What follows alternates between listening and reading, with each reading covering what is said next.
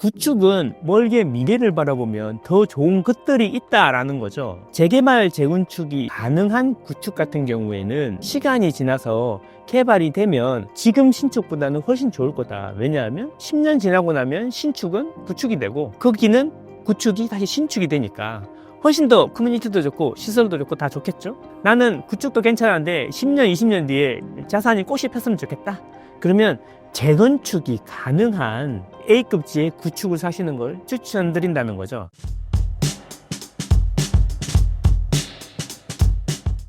많은 분이 고민하시는 서울 구축과 외곽 신축 중 어디를 매수하는 것이 좋을까요? 저는 취향의 문제라고 생각해요. 신축을 좋아하시고 신축밖에 안 되시는 분들이 있어요. 그런 분들은 신축을 하셔야 됩니다. 하지만 이제 신축은 비싸죠. 신축은 비싸기 때문에 이제 구축을 사시는 건데, 이제 구축은 사셔야 되는 것들이 정해져 있어요. 서울을 이제 가격별로 A, B, C로 나누면 가격의 레벨이 있지 않습니까? 비하하는 게 아니라 A, B, C로 나누면 A급지에 신축이 제일 비싸겠죠. 근데 이제 B급지에도 신축이 있고 A급지에도 구축이 있을 거 아닙니까? 지금 질문하시는 거는 이런 겁니다. A급지에 구축을 사는 게 맞습니까? B급지에 신축을 사는 게 맞습니까? 여기 이제 똑같이 B하고 C에 대해 해도 똑같이 적용이 되겠죠. 자, 그러면 저는 어떻게 생각하냐면 돈이 되시면 신축을 사시는 게 당장은 좋다. 하지만 구축은 좀 멀게 미래를 바라보면 더 좋은 것들이 있다라는 거죠. 자, 재개발, 재건축이 가능한 구축 같은 경우에는 시간이 지나서 개발이 되면 지금 신축보다는 훨씬 좋을 거다. 왜냐하면 10년 지나고 나면 신축은 구축이 되고 거기는 구축이 다시 신축이 되니까 훨씬 더 커뮤니티도 좋고 시설도 좋고 다 좋겠죠. 그래서 취향의 문제라고 저는 생각합니다. 저는 당장의 편안함이 좋고 구축에는 못 살겠다 그러면은 B급지에 좀 더 하급지에 신축을 사시면 되고, 나는 구축도 괜찮은데 10년, 20년 뒤에 자산이 꽃이 폈으면 좋겠다.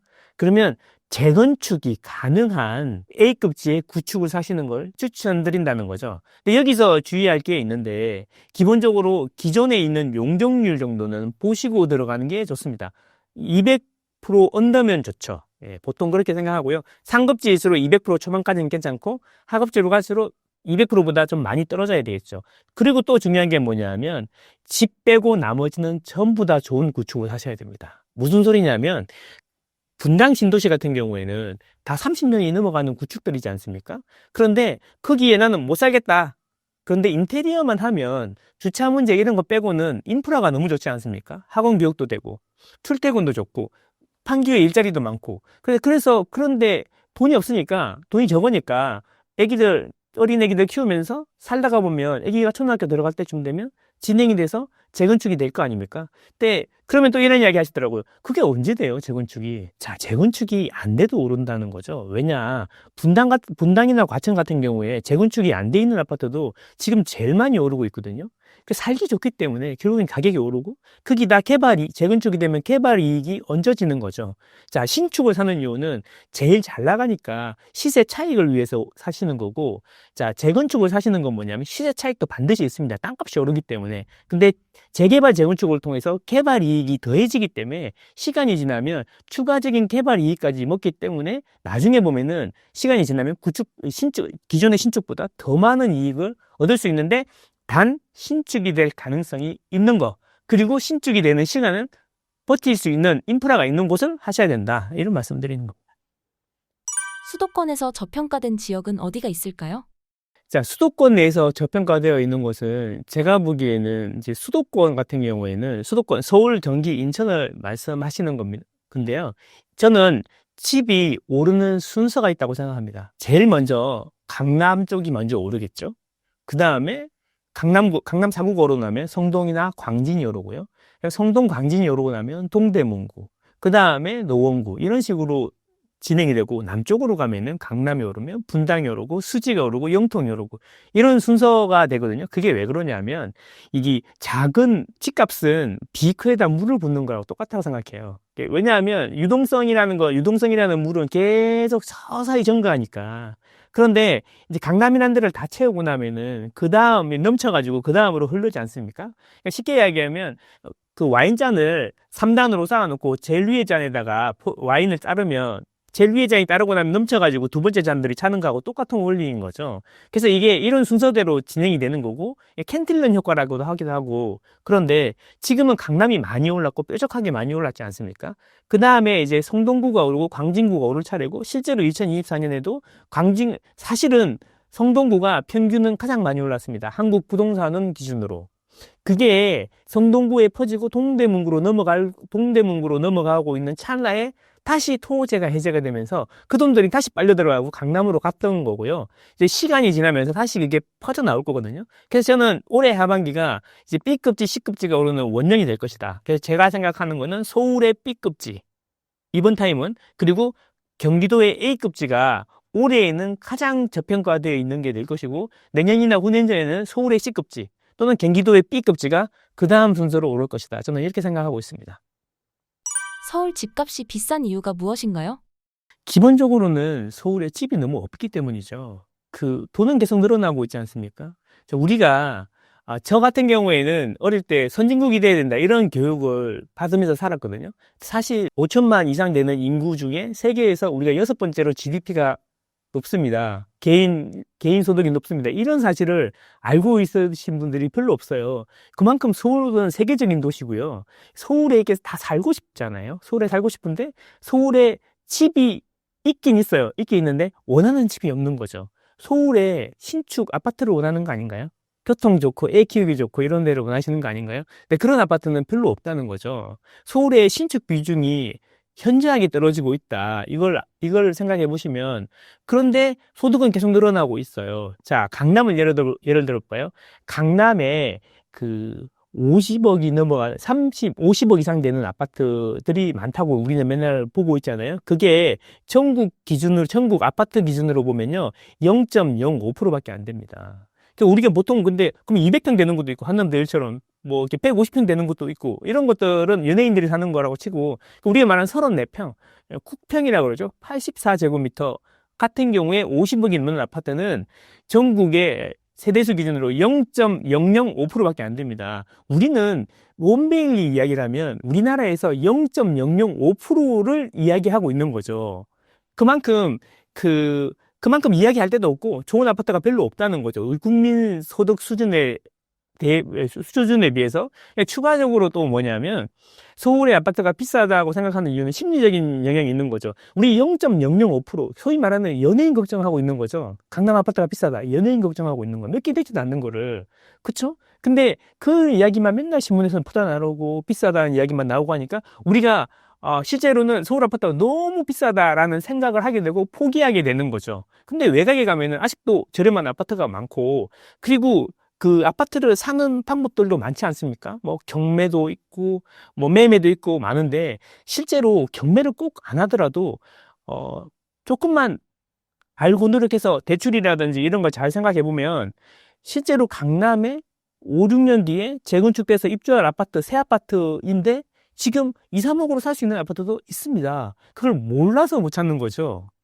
그래서 제 이야기는 서울의 아파트가 비싼 이유는 집이 없기 때문이고, 심리적으로도 일부 비싼 아파트, 정말 0.005% 연예인 걱정하는 아파트 같은 것만 우리가 이야기를 들으니까 서울의 아파트가 비싼다고 생각하는 거다. 근본적인 원인은 수급 부족이고 입주 물량 부족이고, 두 번째는 심리적인 효과다. 이렇게 생각하고 있습니다. 인구가 감소해서 부동산 투자를 꺼리는 분들이 있는데 이에 대해 어떻게 생각하시나요? 일부 동의하고 일부는 강력하게 동의하지 않습니다. 자, 제가 보기에는 인구가 예전에는 집이 많이 부족했죠. 모든 게 부족하는 시대가 있었죠. 지금은 모든 게 풍족한 시대임에도 불구하고 예전보다는 상대적 박탈감이 더 심하지 않습니까? 왜 그럴까요? 우리 아버지보다 우리는 훨씬 더 풍요로운 세대를 살고 있는데 왜 우리는 상대적인 박탈감을 느낄까? 이런 생각을 한번 해봐야 되는데, 자, 옛날에는 모든 게 부족했기 때문에 뭐든 있으면 됐어요. 근데 지금은 모든 게 풍부하기 때문에 좋은 게 있어야 됩니다. 우리가 가방이 없어가지고, 루이비통밖에 살 수 없어가지고, 그 루이비통만 살라고 하는 게 아니지 않습니까? 동대문에 가면 2, 3만 원짜리 가죽 가방 많거든요. 왜 안 사겠습니까? 나는 좋은 걸 사고 싶은 거죠. 흔한 거 말고 좋은 거. 자, 근데 서울 아파트도 마찬가지인 거죠. 앞으로는 이제 부족한 시대이기 때문에 핵심지에 좋은 거는 가격이 계속 올라갈 거고 변두리는 빠르게 식어갈 거다라는 거죠. 그래서 투자를 하면 안 된다라는 게 아니라 핵심지로 가야 된다. 인구가 줄어든다고 돈이 줄어드냐 이런 생각을 해봐야 되는 거죠. 예를 들면 큰 호수가 있는데 큰 호수에 큰 물고기들이 있지 않습니까? 큰 물고기를 잡아야 되는데 예전에는 물이 깊으니까 외곽에도 큰 물고기들이 살았겠지. 그런데 이제 호수가 타들어가기 시작하면 외곽부터 물이 빠지지 않습니까? 그러면 큰 고기는 어디로 갈까요? 이제는 오히려 큰 고기들이 가운데로만 몰릴 겁니다. 그래서 가운데는 더 붐빌 거고 외곽은 더 빠르게 빠져나가겠죠. 자, 서울에 인구가 줄어들기 때문에 아파트를 투자를 하면 안 된다는 이야기는 어느 정도는 맞지만 핵심지는 더 많이 오를 거고 변두리는 옛날보다 더 많이 빠질 거다. 양극화는 더 심해질 거다. 시대적인 흐름이고 이걸 바꾸기는 쉽지 않을 거다. 이렇게 생각합니다. 자, 핵심 논리는 이거죠. 출산율 저하.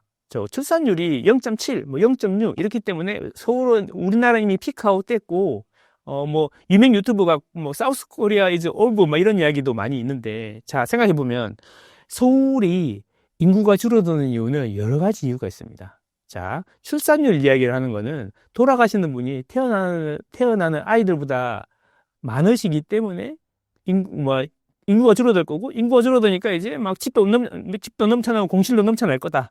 그런 이야기인 거잖아요. 그거는 자연 감소. 저는 자연 감소라고 이야기하거든요. 그 말은 맞습니다만, 이동에 의한 증감이 있다는 거죠. 이동. 뭐냐면, 서울에 돌아가시는 분이 더 많긴 하지만, 서울 외곽에서 서울로 들어오는 사람들이 많다는 거죠. 그죠? 서울에 대기 수요가 많지 않습니까? 왜 그런 이야기를 하냐면, 우리나라는 주택 보급률이 있죠. 세대수가 100세대가 있으면 주택이 몇 세대가 있냐. 자, 광역시 중에 유일하게 100이 안 되는 곳이 어딜까요? 서울입니다. 서울은 90% 초반입니다. 주택 보급률이. 그러니까 서울에는 공실도 사실상의 주거가 불가능한 수준이 아니라면 공실도 없고 주택이 모자라다는 거죠. 그죠? 그래서 이동에 의해서 감소가 생길 수 있다. 근데 그 서울 같은 경우에는 젊은 사람들이 다 어디로 옵니까? 서울로 오지 않습니까? 제가 지방 투자를 예전에 많이 할 때 울산을 가보면 울산 KTX에서 딱 내리면서 느끼는 건 뭐냐면 금요일 날 제가 밤에 내려가잖아요. 그러면 젊은 청년이 내리면 엄마 아빠가 기다리고 있어요. 근데 임장을 끝내고 2박 3일 지나서 일요일 저녁에 또 KTX를 타고 가잖아요. 그러면 그 젊은 세대가 엄마 아빠랑 빠이빠이 하면서 다시 KTX를 탄단 말이죠. 서울행으로. 그거죠, 그거. 지방은 자연 감소도 있지만 이동에 의해서 더 젊은 사람들이 빨리 빠져나가니까 그 감소 속도가 더 빨라지는 거고 그 사람들이 다 어디로 가겠습니까?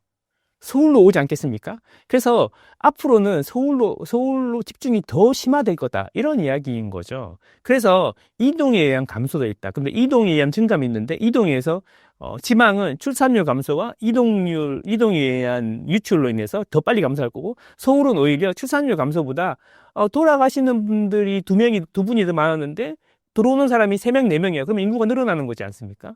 그리고 자연 감소는 서서히 진행되는 거고요. 그리고 마지막으로 하나 저는 물리적 물리적 증감이 있다라고 생각하는데 뭐냐면 서울은 집을 안 지어서 인구가 줄어드는 겁니다. 아이러니하게도. 이 부분에 대해서는 많은 분들이 이야기를 많이 안 하시는데 자, 보세요. 들어보세요. 가구 분화가 됐어요. 2010년대 중반에는 서울에 한 세대당 2.5명이 살고 있었고 지금은 2.08명입니다. 쉽게 이야기하면 그때는 10년 전에는 2.5명이 살았고 한 세대당 서울에 지금은 2명이 산다는 거죠.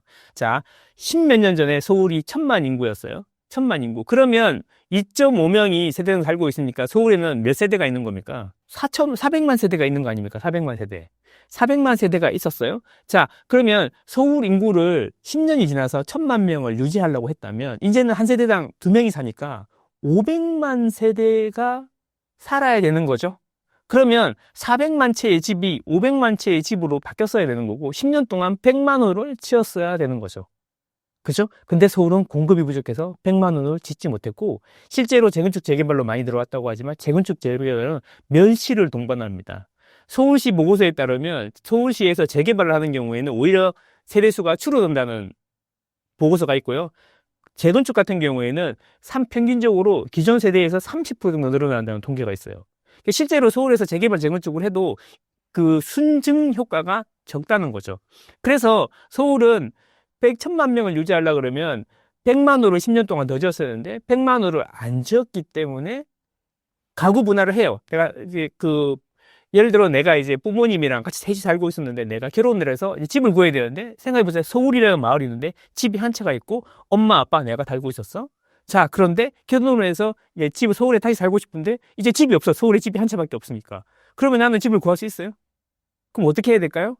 보니까 경기도에 집이 하나 있네? 예, 그도 옆 마을로 이사 가야 되잖아요. 그 마을 이름이 경기도인 거죠. 경기도로 이사 가는 거죠. 그러면 세대수는 안 변했지만 인구는 어떻게 됐어요? 세대수는 안 변했지만 인구는 줄어들었지 않습니까? 왜? 집을 하나 더 줬으면 그 사람이 서울에 살았겠죠. 근데 이 문제가 앞으로 해결될 거냐, 서울이. 재건축, 재개발이 활발하게 진행이 될 거냐, 이런 거죠. 그나마 재개발, 재건축이 진행되려면 아무리 빨리 해도 10년이 걸리는데 우리나라는 정권이 5년밖에 안 됩니다. 그래서 여기서 재개발, 재건축을 열심히 준비해 놔봐야 이다음 정권에서 꽃이 피어야 되는 건데 잘 진행을 해줘야 되는데 연속성이 없지 않습니까? 그래서 저는 이걸 비판하는 게 아니라 저는 비판하기보다는 그래서 내가 어떻게 해야 내가 우리 가족의 자산을 불릴 수 있을까 생각해보면 그러면 앞으로도 서울은 장기적으로 공급이 부족한 도시가 될 거고 서울에 있는 집은 오르겠구나.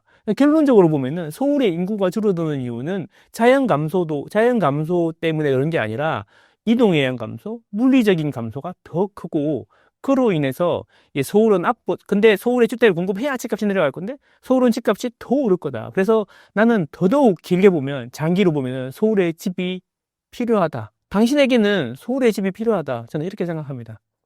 바로 못 들어오면 경기도에서 시작해서 외곽에서 시작해서 점점 긴 시간을 두고 있잖아요. 서울에 들어오는 프로젝트를 만들어야 되는 거죠. 왜냐? 우리가 100세까지 살 수 있잖아요. 100세까지 사는 동안에 집이 반드시 필요합니다. 그 집이 자기 집이냐? 남의 집이냐? 이거밖에 없잖아요. 근데 서울의 집은 장기적으로, 전체적으로 내가 주택을 갖고 있어야 된다 그러면 전국 어디보다 수익률이 좋을 거 아닙니까? 장기적으로 보면. 죽을 때까지 당신은 집이 필요하다니까요? 그러니까 집을 살 거면 장기적인 계획을 세워가지고 서울에 집을 산다는 생각으로 차근차근 갈아타기를 하면서 서울 메인으로 가야 된다. 그게 여러분과 여러분 가족의 그 경제적인 행복을 지키는 방법이다. 저는 이렇게 생각합니다. 부동산 투자에 있어서 재개발, 재건축을 공부해야 하는 이유가 무엇인가요? 여러 가지 이유가 있겠지만 서울의 신축을 가지는 가장 저렴한 방법은 재개발, 재건축이죠. 서울은 땅이 없어요. 서울 구글 지도를 펼쳐놓고 서울을 한 1분 정도만 보면 진짜 빈틈이 하나도 없다는 걸 알게 되거든요. 결국 뭐냐 하면 서울의 신축을 만들려면 기존에 있던 집을 부시고 새로 지어야 된다는 거죠. 그게 재개발이고 재건축이죠. 아파트를 부시면 재건축이고 빌라를 부시면 재개발이 되겠죠. 그걸로 인해서 신축을 공급할 수가 있다. 누구나 원하는. 그렇다 그러면 이 진행이 되면서 재개발 정책도 단계가 있지 않습니까? 그래서 확실한 데를 초기에 들어가면 제일 레버리지가 크겠지만 요건 리스크가 있습니다. 10개 중에 다 성공하진 않거든요. 그래서 저는 이렇게 얘기합니다. 단계가 많이 진행된 걸 해라. 지금은 사업 시행 인가라든지 관리 처분 인가라는 거를 사면 된다. 그리고 좀 더 시장이 뜨거워지면 좀 그때 초기로 가도 된다. 저는 이렇게 생각하고 재건축 같은 경우에도 비슷하긴 한데 재건축은 좀 더 안전하다고 생각하는 게 뭐냐면 재건축도 후기로 관리처분 인가가 지나면은 입주권이라는 걸로 분양권 비슷한 걸로 바뀌지 않습니까? 그런 거 같은 경우에 취득세라든지 종부세에서도 좀 자유로워요. 그래서 그런 것들을 또 다주택자도 괜찮고 1주택자도 사는만 하다는 거죠. 그리고 신축이 될 거니까. 근데 재건축 같은 경우에 조금 다른 게 초기도 나는 괜찮다. 입지가 좋고 애들 키우기 좋고 소위 말하는 집 빼고 모든 게 완벽하다. 이런 동네에는 그냥 들어가 살면 된다. 인테리어에서. 저는 이렇게 생각하거든요. 그래서 앞으로도 서울은 재개발, 재건축은 쉽지 않은 프로젝트가 될 거고 그래서 오히려 그것 때문에 서울의 공급은 더 부족해질 거고 공급이 부족해지니까 가격은 더 오를 거다. 그래서 재개발, 재건축에 관심을 많이 가져야 된다. 이렇게 생각합니다. 지방 취득세 규제 완화로 지방 투자 시대가 올 수 있을까요? 저는 지방 투자를 많이 해봤고 실제로 저는 지방 투자해서 많이 물려보기도 했고 성공한 사례도 많은데 제가 했던 거를 생각해보면 지금 이 정도 수준으로는 쉽지 않다. 지방의 집값이 올라가려면 지방의 공급이 줄어야 된다라고 생각합니다. 금리는 똑같기 때문에 방향은 전국이 공급이 줄어야 되는데 지역별로 공급이 다 다르거든요. 지금 지방이 어려운 거는 공급이 많기 때문입니다. 서울 제외하고는 전국이 다 공급이 많아요. 집값이 오르면 마진이 생기기 때문에 공급이 많아지는 게 당연한 거거든요. 이게 시장의 원리예요. 지방 서울 빼고 나머지는 전부 다 시장의 원리가 잘 작동하고 있는 거고, 서울은 집값이 올라가면 공급이 늘어야 되는데 재개발 정책을 활성화해 줘야 되지 않습니까? 그거를 막아놨기 때문에 시장의 원리가 작동을 안 해서 비정상적으로 많이 오르는 거죠. 어쨌든 지방에 그러면 공시가격 2억 이하다라고 하면, 공시가격 2억 이하로 하면 우리가 실제로 거래하는 가격은 3억에서 3억 중반 사이에 있는 맥스로 그런 거란 말이죠. 그걸 샀을 때 취득세를 감면해 주겠다, 이런 거거든요. 그러면 생각해 볼게요. 그러면 내가 다주택자야. 쉽게 얘기하면 지방의 다주택자들이요, 지방의 싼 주택을 좀 사주세요, 이거잖아요. 근데 중요한 건 다주택자들은 투자로 사는 거예요. 투자로 사는 건데 수익률이 좋을 거냐, 이런 이야기인 거죠. 지방의 저가주택이 싼 데는 이유가 다 있겠죠. 뭐 신축이나 이런 거면 모르겠지만 신축이 공시가격 2억 이하일 가능성은 낮지 않습니까? 그럼 구축에 외곽에 있는 집을 사라 그러는데 지금 그걸 산다? 저는 아니라 생각하고, 오히려 제가 보기에는 그런 집들에 많이 물려 있어요. 지금 많이 물려 있는 사람들이 많은데, 그래서 사는 사람들이 오면 팔고 나갈 겁니다, 아마. 저는 그렇게 생각하고요. 이 정도로는 안 된다. 만약에 그걸 지방 공시가격 2억 이하를 만약에 제가 샀잖아요. 사면 무슨 문제가 생기냐면, 이제 여러분은 무주택이면 청약을 넣으면 그 가점도 뭐 이렇게 그 좋은 게 많지 않습니까? 그게 다 사라지는 겁니다. 유주택자가 되고, 그 다음에 추가로 서울에 집을 사게 되면 다주택자가 됩니다. 대출이라든지 종부세라든지 이런 수많은 규제들이 오거든요. 그래서 과연 이 사람들이 이 지방에 오르지도 않는 2억 이하를 사는 게 맞는가, 이런 문제가 생기는 거죠.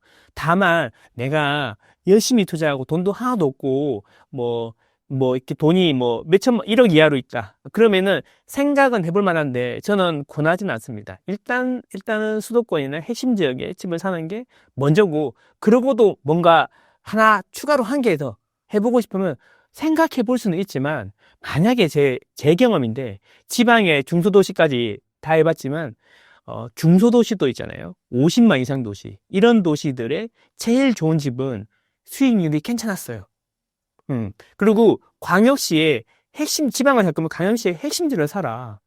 저는 그렇게 생각합니다. 그게 장기적으로 보면은 훨씬 더 많이 오르더라. 그리고 추가로 이제 그 소도시들이 있어요. 중소형 도시. 예를 들어 50만 이하 도시들이잖아요. 이런 도시들은 특징이 있습니다. 사이클이 매우 짧습니다. 상승하고 하락의 사이클이. 서울 같은 경우는 2012년부터 2022년까지 사이클이 한번 올랐다가 내렸지 않습니까? 이게 10년 이상 사이클이 가잖아요. 한번 사면 중간에도 충분히 팔고 나올 수 있어요. 근데 지방의 중소도시는 사이클이 딱 2년 정도 밖에 안 됩니다. 그래서 내가 바닥에 딱 들어가서 2년 뒤에 딱 팔고 나와야 되거든요. 그 타이밍이 정말 어렵습니다. 여러분은 PD님은 딱 샀는데 그 2년 뒤에 딱 피크를 찍었어요. 막 오르고 있어요. 사람들이 다 달려들고 있어요. 그럼 그때 팔 수 있겠습니까? 절대 못 팝니다. 그래서 저는 지방의 중소도시는 이게 문제가 아니라 수익률이 나냐, 이런 문제로 접근하셔야 되고, 그리고 절정 고수가 아니면 오히려 안 하는 게 맞다, 제가 이렇게 생각합니다. 투자 대상으로 매력적인 지방 지역은 어디인가요? 저는 얼마 전에도 대구에 다녀왔고 부산에도 다녀왔는데, 그 대구 같은 경우에는 잘 아시겠지만 수성구 범사 만삼이라는 곳이 있거든요. 범어 사동, 만천 삼동 갔다 왔습니다. 그리고 중구도 갔다 와봤고 다 한 바퀴 돌았거든요. 근데 저는 사고 싶은 집이 몇 개 있더라고요. 사고 싶은 집이 있는데 범어 사동에 있는 집을 사고 싶고 만천 삼동에 있는 집을 사고 싶어. 근데 크기가 지금 바닥 중에 바닥이라고 생각하거든요. 근데 올라오려면 시간이 좀 걸릴 겁니다. 하지만 그걸 장기적으로 사놓으면 매우 괜찮을 거라 생각하거든요. 예를 들면 한 4억 정도 있는데 대구에 살아야 된다. 그러면 그거 사놓으면 제가 보기에는 5, 6년 뒤에는 20억 이상 갈 수 있는 집도 있습니다. 마찬가지로 부산도 마찬가지예요. 근데 외곽은 절대 안 오릅니다. 잘 아시겠지만 대구에 사시는 분들은 잘 아시겠지만 외곽은 환경도 좋아요. 교육 환경도 좋고, 침산동이니 월성이니 이런 데는 교육 환경도 좋고 다 좋은데 집이 안 올라요. 수성구만 올라요. 그 이유를 알아야 되는 거죠. 그 이유. 대구는 집이 많아요. 대구는 집이 많아. 그런데 집이 많아서 많기 때문에 외곽은 잘 안 오지만 핵심지만 오르는 거죠. 그 집이 많아진다는 이야기는 대구 아파트의 시가총액이 커진다는 거고, 시가총액이 커지면 한 곳으로 모이는 곳은 집중적으로 가격이 오르지 않습니까? 그런 것처럼 똑같은 원리예요. 그래서 저는 지방에 사야 된다 그러면 지금 현재 대구나 부산이나 광역시에 제일 좋은 곳에 주택을 알아보시는 게 좋다. 그게 제 경험으로도 장기적으로는 그게 제일 좋았다. 저는 이런 말씀 드리고 싶습니다. 부동산 투자를 공부하려면 무엇부터 시작하면 좋을까요? 저는 이렇게 생각합니다. 스킬을 배우지 말고 원리를 배워라. 집이 왜 오르고 내리는지를 공부를 해야 된다라는 겁니다. 물론 그거를 알려주는 분이 별로 없긴 하지만, 예를 들면 이런 거죠. 그래서 원리를 알려고 이제 유튜브를 보게 되면 다 한쪽 방향으로만 이야기하죠. 그죠? 하락하신다는 분은 하락으로 답을 정해놓고 논리를 펼치고, 상승은 또 비슷해요. 상승으로 맞춰놓고 논리를 펼치는데, 개인적으로는 서울 기준으로 보면은 사이클상 8년 오르고 1, 2년 내리니까 상승 쪽으로 포커스를 맞추시는 게 더 좋겠다라는 거고, 아까도 말씀드렸지만 어쨌든 아파트가 오르고 내리는 원리를 알았으면 좋겠고, 금리하고 공급에 대해서 공부해 보시기를 추천드린다. 그런 걸 알려주시는 분들이 있다면 찾아가서 배우는 게 좋다. 왜냐하면 집은 한 번 사고 끝나는 게 아니다. 평생 당신은 집이 있어야 된다. 그게 당신의 집인지 남의 집인지 그 차이밖에 없다. 그래서 집을 산다 그러면 서울의 핵심 지역에 집을 산다는 목표 아래 거기 들어갈 장기적인 로드맵, 20년, 30년짜리 로드맵을 만들어서 들어가면 된다. 100, 100이 현재 나이가 남은 인생이다. 생각보다 인생이 많이 남았거든요. 그죠? 정권은 5년입니다. 그래서 그걸 부동산 오래 하신 분들은 잘 알고 있으니까 어쨌든 원리를 아시면 좋다. 그런데 또 유튜브를 켜보면 집을 사려고 마음 먹으면 또 이런 이야기들이 많아요. 내가 말이야 갭 투자 3천만 원 넣어가지고 옛날에 염창동 뭐 등촌동 이런 데 사가지고 이게 뭐 몇 억이 올랐어요. 그래서 뭐 3개 4개를 샀어요. 어디 그 경기도에 뭐 어디 뭐 평촌 근처에 3천 4천으로 사놨는데 10억이 올랐어요. 그래서 저는 100억 부자가 됐어요. 이런 이야기들 많이 보이거든요. 그러면 이런 생각을 해봐야 됩니다. 그게 지금 다시 재현이 가능한가? 그때는 갭이 3천만 원이었나 보죠.